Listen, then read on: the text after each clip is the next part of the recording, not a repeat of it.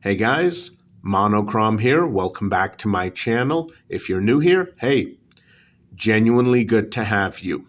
Today we're taking a look at a Columbia River knife and tool model. Here's the box. This is the M16-03SS. That obviously stands for stainless steel, not the other type of SS. Carson M16 spear point. Yes, it's made in China. This is a budget folder. Okay, let's get this out of here. And here it is. Now, the reason why I bought this particular model is because I wanted a nice, thin, all stainless steel folding knife with a skeletonized handle.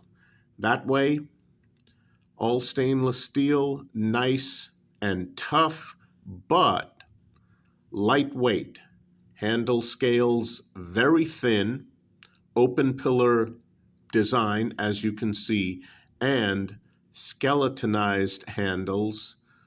So it's surprisingly lightweight for an all stainless steel knife.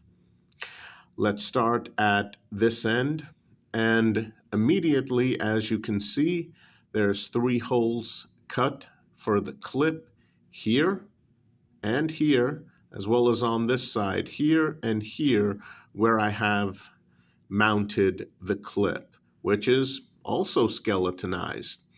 Now, when you get this knife from CRKT, this clip is going to be over here.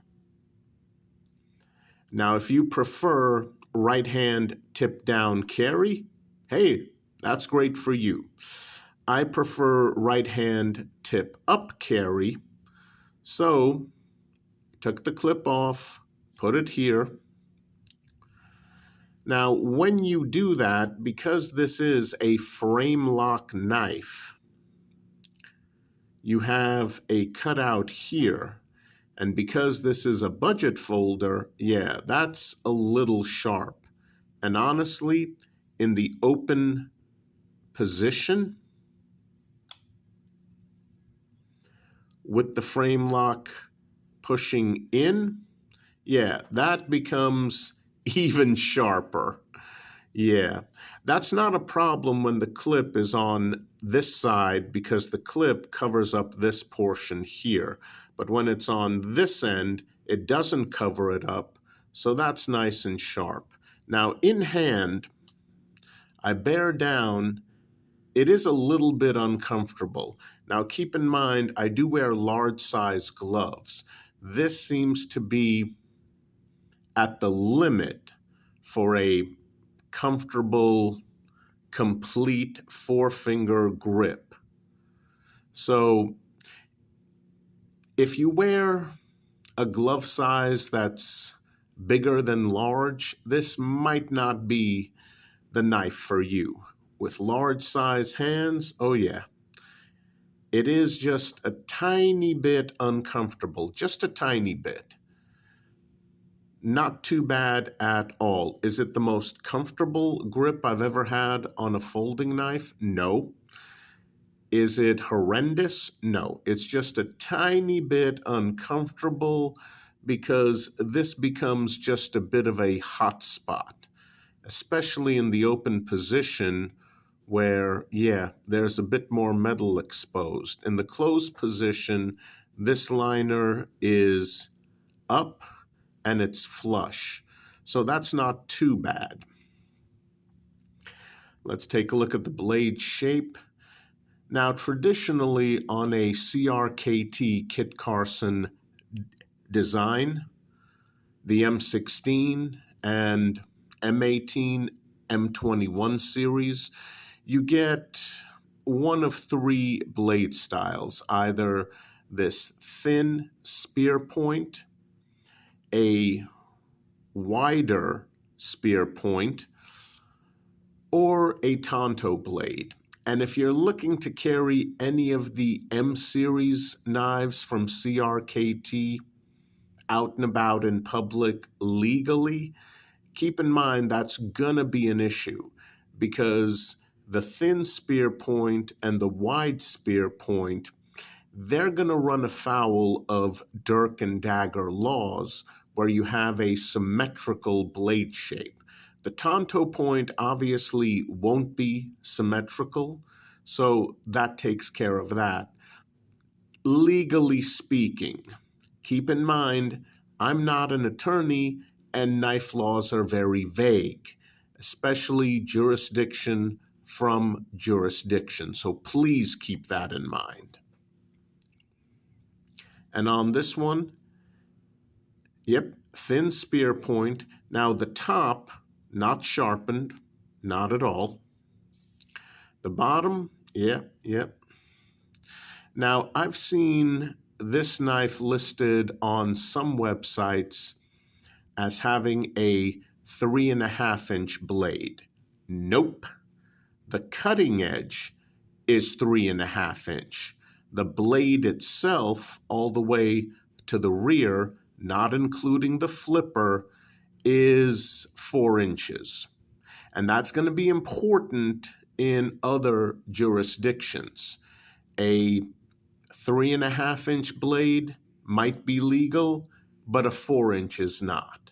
So if you go to certain websites and you see, oh, the blade length on this is 3.5 inches, I can legally carry this. And then you get stopped by a police officer, maybe following an incident of some kind, perhaps one that wasn't even your fault. He searches you, he pulls this out. Oh, hey, you can't have this. This blade is 4 inches, not 3.5. So please keep that in mind.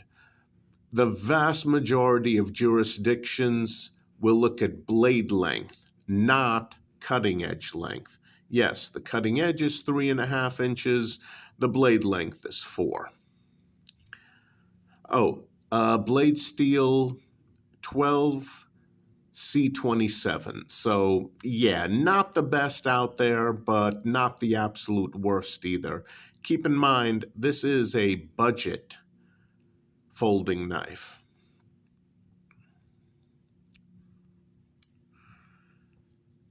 And here we have the pivot pin that has some very nice, aggressive looking checkering on one side only. Yeah, that's just for show.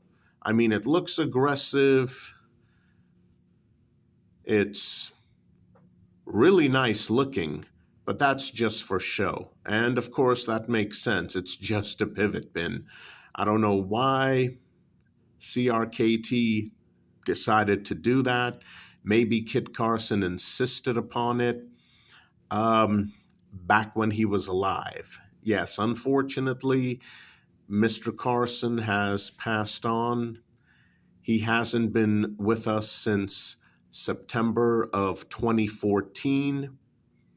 So if you're looking for a brand new custom-made Kit Carson knife, yeah, no. The best you can hope for is to snag one of his old custom knives, and since there won't be any more new ones, you know the price skyrocketed. But you can still pick up a Columbia River knife and tool M16, M18, or M21 model designed by Kit Carson. And that's what this is. So maybe he insisted on this. Okay, the thumb studs. Some slightly aggressive checkering on top of both thumb studs. Except for one thing, these are not thumb studs. These are blade stops. Yeah, you're not going to be using these to open your knife because they are right up against the handle scales. Like there is no opening on the side. If you think you can push down on top and open it, no. No, that is not happening. This despite its looks, is a flipper only. Yep. So keep that in mind if this looks like something you might want to have for your collection, or, depending on the knife laws in your jurisdiction, something you might want to carry out and about in public. Yeah, it's a flipper, and again, these are blade stops. You flip the knife open, and these blade stops hit right there, and that reduces wear over time. But that's all they are. They are blade stops because they stop the blade up against the handle scales on both sides. That's it. That's all that is literally all that they do. They do look nice, but yeah, this is a flipper only. Moving on to the lock mechanism. Again, open pillar design, thin frame lock, but it is stainless steel.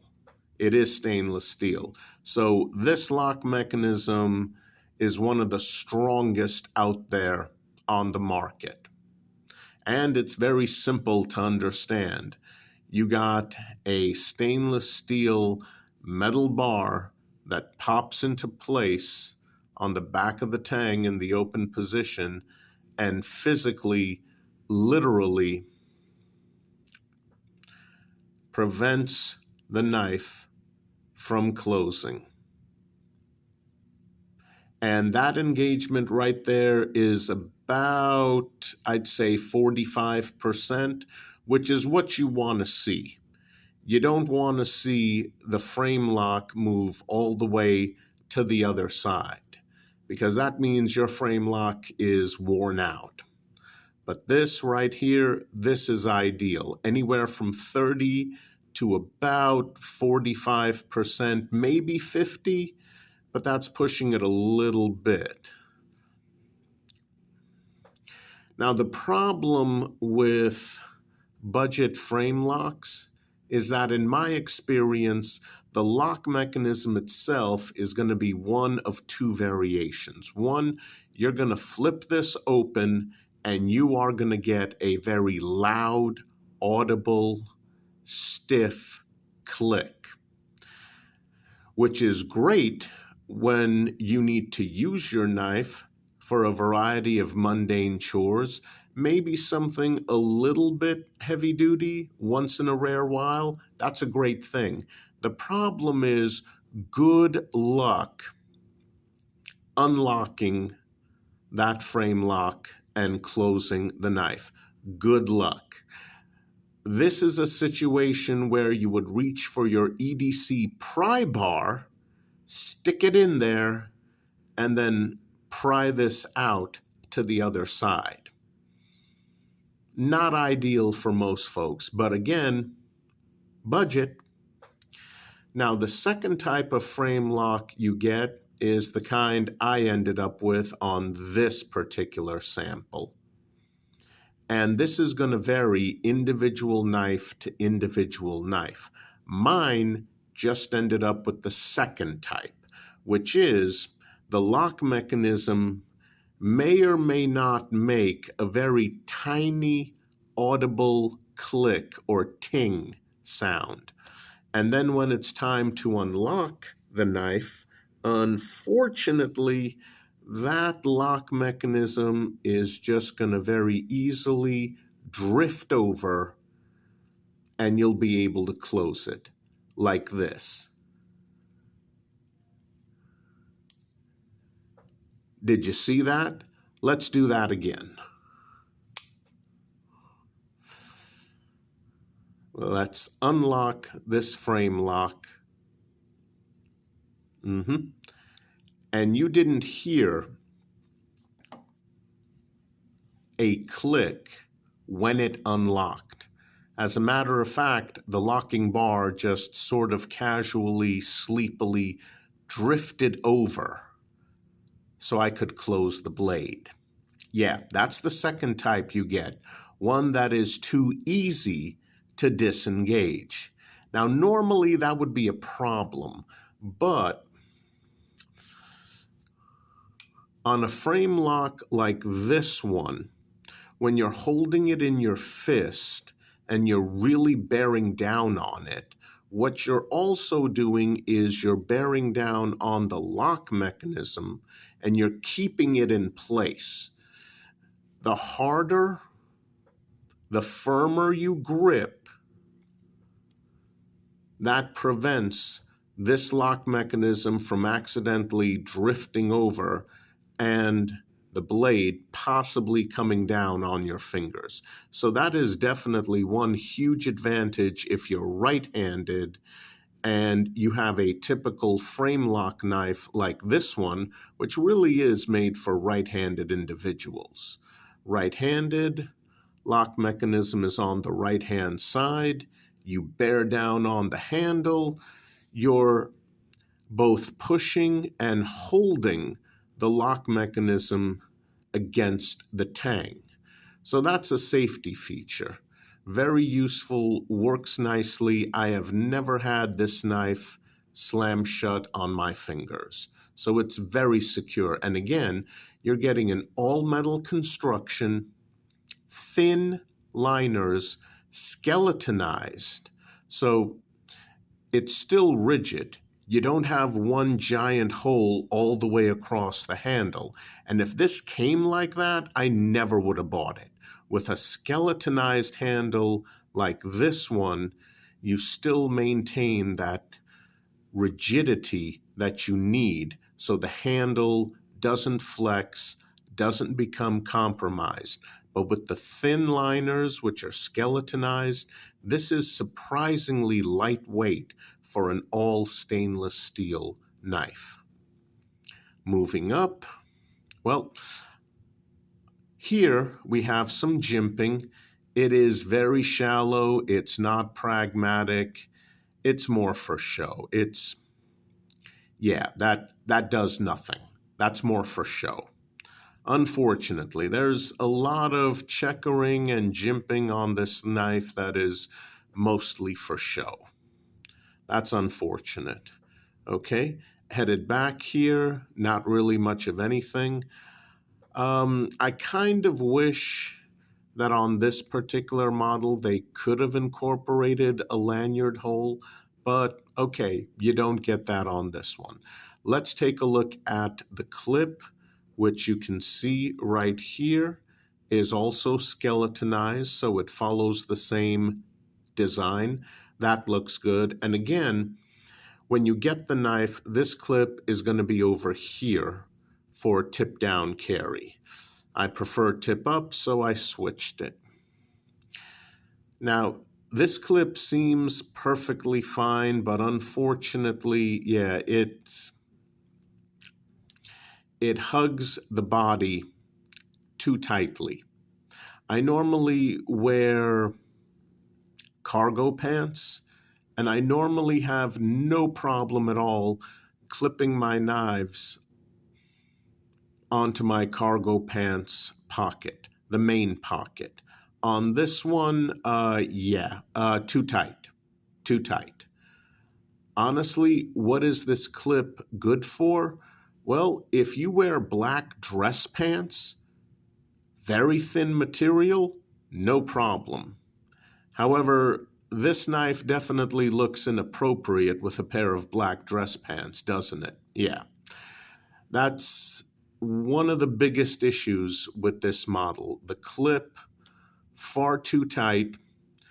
If you wear typical black cargo pants or you wear blue jeans, yeah, that's going to be an issue. Way too tight. All right.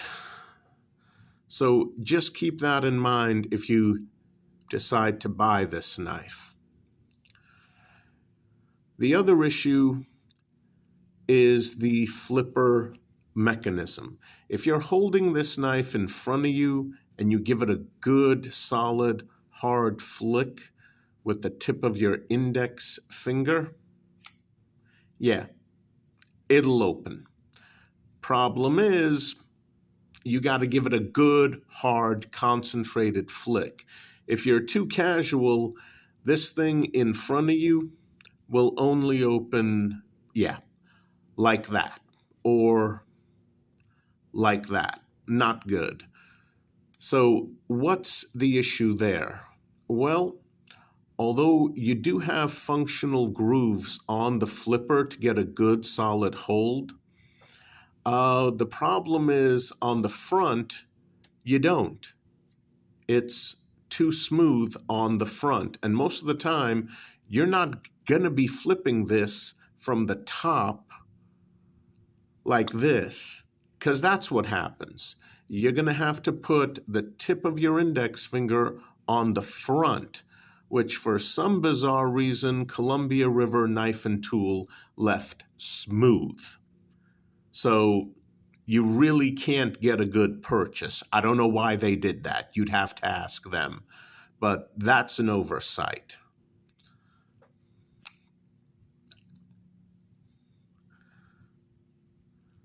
One thing you could do is if you have this knife in hand, hold it down by your body and then give it a good solid flick. Gravity does help. It does help. But if you have this knife in front of you and you flick it casually, that's what you're going to get. Because, first of all, there's no grooves up front on the flipper where you need them. Second of all, this is a frame lock knife, so that locking bar is constantly pushing against the blade itself. So there's pressure there that is consistent against the blade. And another issue, this is not an assisted opener. This is a manual opener. So you have no spring-assisted mechanism helping to kick out the blade. And because of those three reasons, this knife is very easy unless you make a concentrated effort to open only partially. So please keep that in mind. Yeah, Columbia River Knife and Tool screwed up by leaving this portion smooth up front. I mean, who cares if the top has grooves? This up front is where you're going to put your freaking index finger, and there's nothing there but smoothness. So, okay. Overall, I'd say this is an excellent all stainless steel knife, skeletonized, thin liners, open pillar design. Some people really want something rough and tough. This is it. There is one other issue. Because it is all metal, obviously in the winter, maybe not the best choice. And if your hands are a little greasy, yeah, not the best choice either. And wow, I really wish Columbia River Knife and Tool had gone with a different clip design. I mean, yeah, just too thin, too tight. The flipper mechanism, put some freaking grooves on the front of it. But overall, I do like it. And if you like it, this does get a conditional recommendation from me. It's not for everyone, and it's definitely not for every jurisdiction. Please be careful. I can see a lot of places where this would be illegal for the law-abiding citizen to EDC. Again, check your local laws, absolutely. I'm not an attorney, check your local laws. If you want something just for the collection, yeah, very nice. And it won't bust your budget. But otherwise, yeah, once again, conditional recommendation from me. If you like what you see, go for it. All right, guys, that's it for today. Please continue to stay safe out there. It just seems to get more and more dangerous every week, in some places every day. Take care, guys. I'll see you soon.